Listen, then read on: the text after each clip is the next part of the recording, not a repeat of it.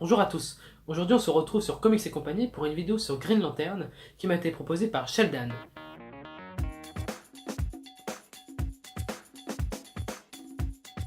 Tout d'abord, le Green Lantern n'est pas une personne, mais un groupe de personnes qui utilisent des bagues vertes qu'on peut recharger grâce à des lanternes, d'où leur nom. Ce sont des extraterrestres surpuissants qui ont réussi à créer ces anneaux.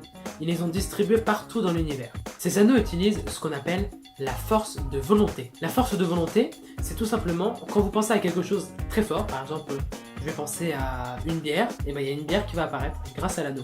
Seuls les êtres qui sont dotés d'un courage extraordinaire et qui peuvent surmonter leur peur peuvent utiliser ces anneaux. Il y a différentes couleurs de bagues.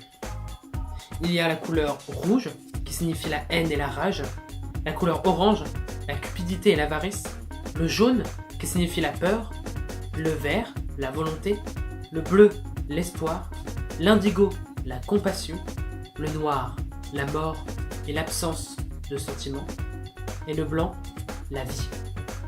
Seuls les êtres qui sont dotés d'anneaux verts sont capables de maîtriser leur anneau. Tous les autres qui sont dotés d'autres couleurs se font soumettre par leurs anneaux en fait.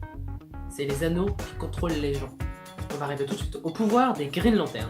Les Green Lantern, grâce aux anneaux, peuvent voler, traduire n'importe quel langage et matérialiser tout ce qu'ils veulent avec la force de penser. Je vais vous parler très succinctement de deux personnages qui ont endossé le costume du Green Lantern.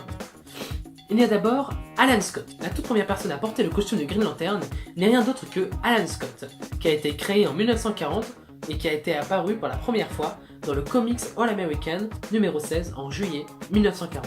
Ce dernier a été écrit par Bill Tiger et dessiné par Martin Nodell. C'est en 59, quand Green Lantern est relancé, que Alan Scott apparaît. Il est scénarisé par John Broome et dessiné par Jill Kane. Hal Jordan est tout simplement un pilote d'essai qui a énormément de courage et d'honnêteté. Et un jour, un extraterrestre nommé Amin Sour, qui est un Green Lantern lui-même, vient s'écraser sur Terre et chercher un nouveau protecteur pour l'anneau. L'anneau a choisi Hal Jordan car il est doté d'un courage extraordinaire et d'une honnêteté incomparable.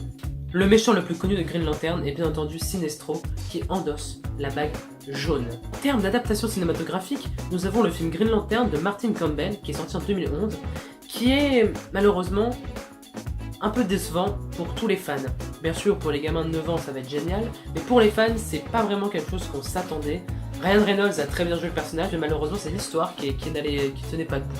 En termes de comics, nous pourrons retrouver Green Lantern dans sa série qui s'est terminée récemment, des New 52, des Green Lantern.